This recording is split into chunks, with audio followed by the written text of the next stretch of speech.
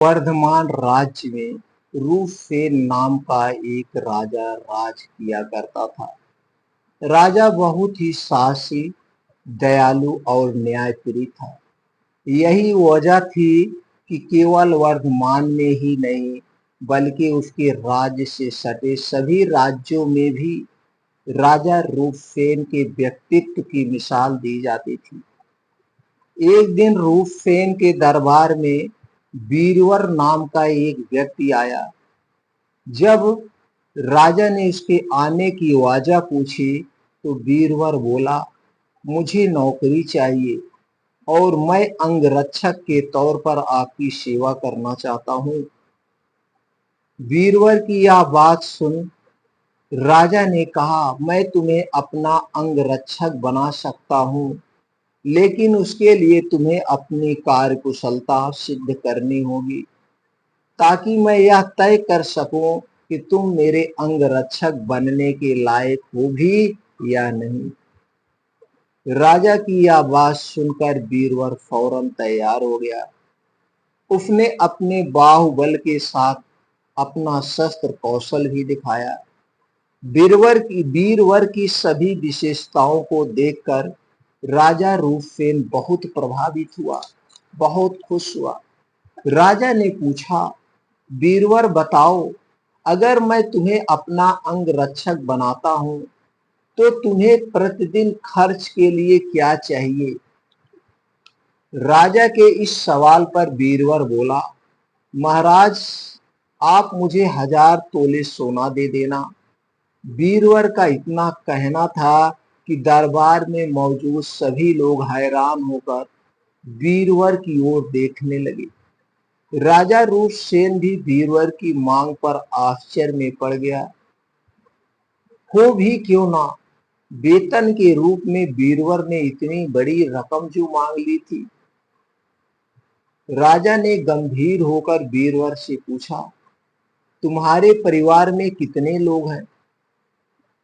बीरवर ने उत्तर दिया, कुल 4 महाराज, मैं, मेरी पत्नी और एक बेटा और एक बेटी है। बीरवर का जवाब सुन राजा ने मन ही मन सोचा कि आखिर 4 लोगों के भरण पोषण के लिए इसे इतने धन की क्या आवश्यकता है। फिर कुछ सोच कर उसने बीरवर को 1000 तोला सोना प्रतिदिन बतौर खर्च देने की बात मान ली। काम सिर्फ इतना था कि उसे हर रात राजा की सुरक्षा के लिए राजा के कक्ष के बाहर पहरा देना था। राजा यह जानना चाहता था कि बीरवर इतने धन का क्या करेगा। उसने बीरवर को 1000 तोला सोना देकर रात में नौकरी पर आने को कहा और गुप्त रूप से कुछ सैनिकों को उसके पीछे लगा दिया। बीरवर नौकरी और मनचाहा वेतन पाकर बहुत खुश हुआ। बीरवर सोना लेकर खुशी खुशी घर गया और आधा सोना ब्राह्मणों में बांट दिया। बाकी जो आधा बचा उसके 2 हिस्से किए। एक हिस्सा बैरागियों को एक हिस्सा बैरागियों को, सन्यासियों और मेहमानों को दिया। फिर बचे हुए सोने से अनाज मंगाया और बढ़िया पकवान बनवाए। तैयार पकवान को पहले गरीबों को खिलाया और फिर उसके बाद जो बचा उसे अपने परिवार के साथ मिल बांट कर खाया, थोड़े से अनाज में। बीरवर की निगरानी कर रहे सैनिकों ने यह सारा नजारा देखकर जाकर राजा को बताया। राजा को यह जान संतोष हुआ कि उसके द्वारा दिए धन को बीरवर अच्छे काम में लगा रहा है।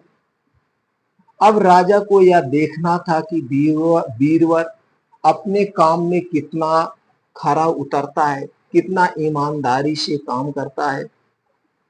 बीरवर जब महल पहुंचा, राजा के कक्ष के बाहर पहरा देने लगा तो राजा सोया नहीं। राजा पूरी रात चुपके से जांच करता रहा कि बीरवर अपना काम कितनी ईमानदारी से करता है। राजा ने पाया कि बीरवर बिना पलक झपकाए पूरी मुस्तैदी से कक्ष के बाहर पहरा दे रहा था। बीरबल की ऐसी कर्तव्य निष्ठा देख राजा बहुत ही खुश हुआ।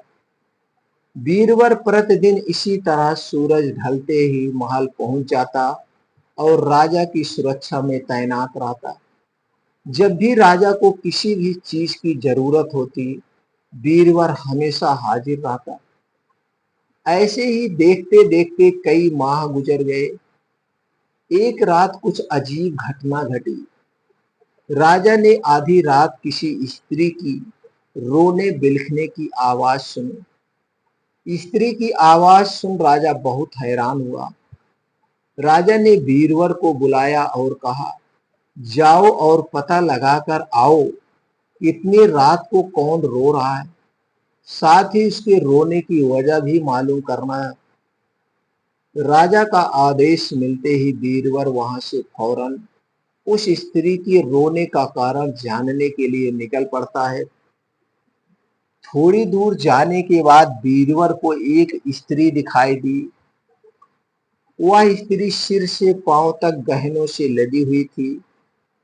वह कभी नाचती, कभी कूदती और कभी सिर पीट पीट कर रोती। यह सब देख बीरबल उस स्त्री के पास गया। उसने स्त्री के ऐसा करने के पीछे का कारण पूछा। बीरबल के पूछने पर स्त्री बोली, मैं राजलक्ष्मी हूँ। रोती इसलिए हूँ कि राजा रुस्तम की जल्द ही मौत होने वाली है। उनकी कुंडली में अकाल मृत्यु लिखी हुई है। अब उनके जैसा न्यायप्रिय और कुशल राजा चला जाएगा तो मुझे किसी और के अधिकार में रहना पड़ेगा। इसी बात का मुझे बहुत दुख है। राजा की मौत की बात सुनकर बीरबल ने राजलक्ष्मी से पूछा, क्या इस मुसीबत को टालने का कोई उपाय नहीं है? इस पर राजलक्ष्मी बोली, उपाय तो है, लेकिन क्या तुम कर पाओगे? बीरबल बोला, आप मुझे उपाय बताएं। मुझसे जो भी बन पड़ेगा मैं अवश्य करूंगा राजा के लिए। बीरबल के हामी भरते ही राजलक्ष्मी बोली, पूर्व की दिशा में यहाँ से कुछ दूर एक देवी का मंदिर है। अगर उस मंदिर में तुम देवी के चरणों में अपने बेटे की बलि दे देता तो राजा पर आने वाला संकट टल जाएगा।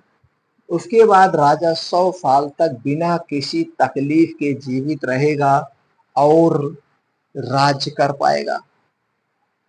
राजलक्ष्मी की यह बात सुनकर बीरबल घर की ओर चल देता है और घर पहुंचकर सब हाल अपनी पत्नी को बताता है। इतने में उसका बेटा और बेटी भी जाग जाते हैं। जब बीरबल के बेटे को इस बारे में पता चलता है तो वह भी खुशी खुशी देवी के चरणों में बलि चढ़ने के लिए राजी हो जाता है, तैयार हो जाता है।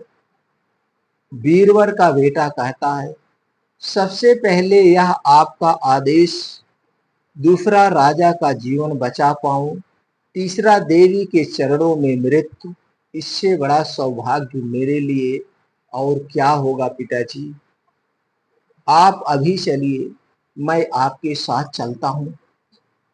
बेटे की यह बात सुन बीरबल अपने पूरे परिवार को साथ लेता है और देवी के मंदिर पहुंच जाता है। मंदिर पहुंचकर बीरबल ने अपनी तलवार निकाली और यह कहते हुए, मां, यह बलि स्वीकार करो और मेरे राजा को लंबी आयु प्रदान करो। बेटे का सिर धड़ से अलग कर देता है। भाई की मौत पर बीरबल की पुत्री भी माता के चरणों में सिर पटक कर अपनी जान दे देती है। पुत्र और बेटी दोनों के मर जाने पर बीरबल की पत्नी कहती है, पुत्र और पुत्री दोनों को खोने के बाद मैं भी जीना नहीं चाहती हूँ।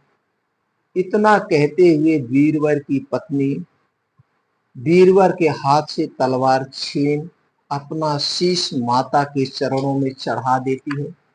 माता के चरणों में अपना शीश चढ़ा देती है। इसकी मृत्यु के बाद, पत्नी की मृत्यु के बाद अब बीरबल सोचता है कि मैं अपने परिवार में अकेला रह गया हूं, तो फिर मेरे जीने का भी क्या फायदा।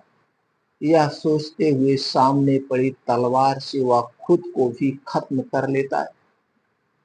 जब इस बारे में राजा रूपसेन को मालूम हुआ तो वह भी मंदिर पहुंचे और सारा नजारा देख बहुत दुखी हुए। उन्होंने सोचा कि मेरी जान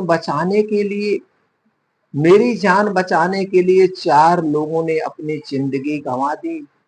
ऐसे में धिक्कार है मेरे राजा होने पर। ऐसे जीवन का मैं क्या करूंगा। बस यही सोचकर राजा अपनी तलवार खींच लेता है। राजा अपनी तलवार से अपनी गर्दन काटने जा ही रहा था कि तभी अचानक वहां देवी प्रकट हो जाती है। देवी कहती है, राजन राजन, मैं तेरे साहस से प्रसन्न हूं। तू जो भी वर मांगेगा तुझे वह हासिल हो जाएगा। देवी की यह बात सुन राजा कहता है, देवी आप बीरबल और उसके परिवार को जिंदा कर दो। देवी तुरंत बीरबल और उसके पूरे परिवार को दोबारा जिंदा कर देती हैं। बीरबल अपने पूरे परिवार के साथ फिर घर आता है और राजा की सेवा में लग जाता है।